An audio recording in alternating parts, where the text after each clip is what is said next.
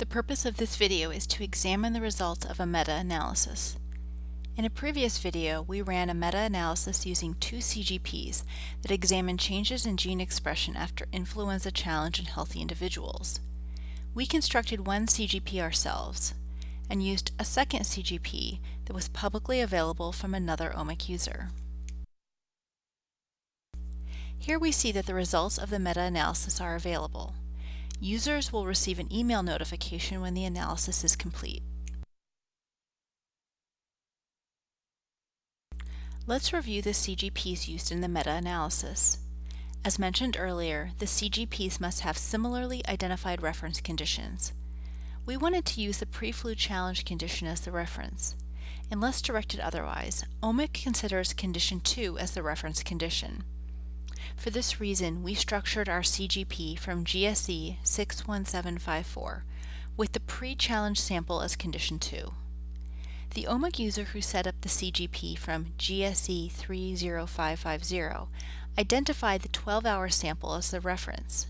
For this reason, when we set up our meta-analysis, we had to tell OMIC to swap or invert the conditions for this CGP so that the pre-flu challenge samples would be identified as the reference group in each CGP in the meta-analysis. There are two types of results in a meta-analysis, an output file and a list of differentially expressed genes. Let's download the output file. As you can see, this is not easy to read. Let's open it in Excel for greater readability.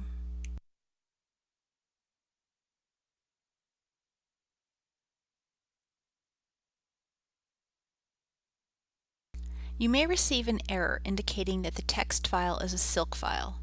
This occurs because the text file begins with the term ID. You can ignore this error. Click OK and proceed to inspect the file.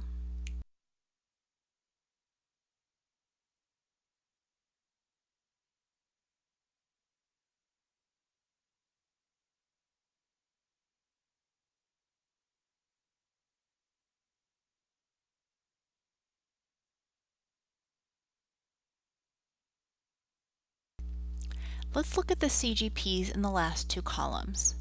You can see the CGP from GSE 61754 on the left. It contains the pre-flu challenge as condition 2, our reference condition. The CGP in the right-hand column, GSE 30550, has invert indicating that condition 2 and condition 1 have been swapped. The last two columns contain information about the full change in gene expression for a particular gene within each individual CGP. As an example, the first row has information about gene A1CF. There's an increase in gene expression between baseline and 12 hours after influenza infection in study GSE 61754. Conversely, there's a decrease in expression of A1CF between baseline and 12 hours after infection in GSE 30550. The next column contains information on the average fold change considering both studies. Finally, the next two columns contain p-values describing the probability that A1CF is down or upregulated in the combined data.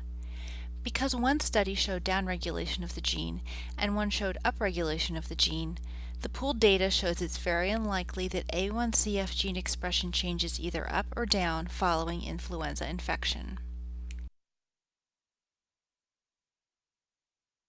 Now let's look at the list of differentially expressed genes.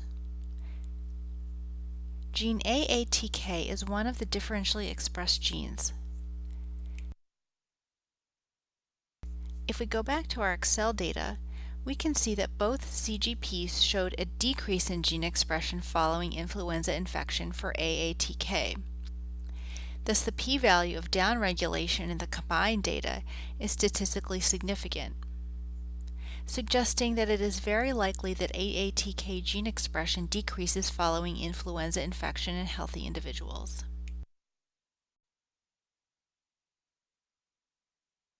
Lastly, the first two columns contain PFP data. This is generated by the RankProd statistical package and can be interpreted as the false discovery rate.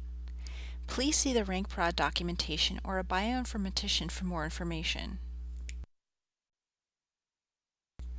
You can use the filter function in Excel to identify those genes that meet your criteria for any of the columns.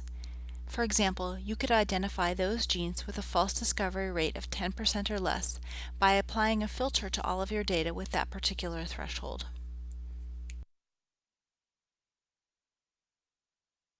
Meta-analyses can be very useful for identification of biologically relevant phenomena.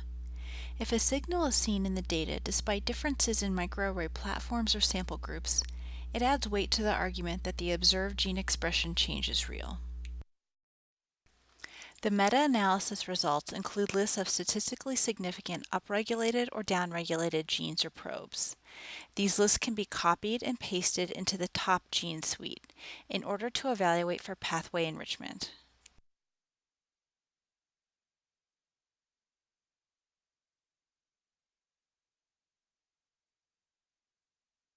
Starting with pathway analysis and gene ontology to evaluate biological processes are reasonable first steps.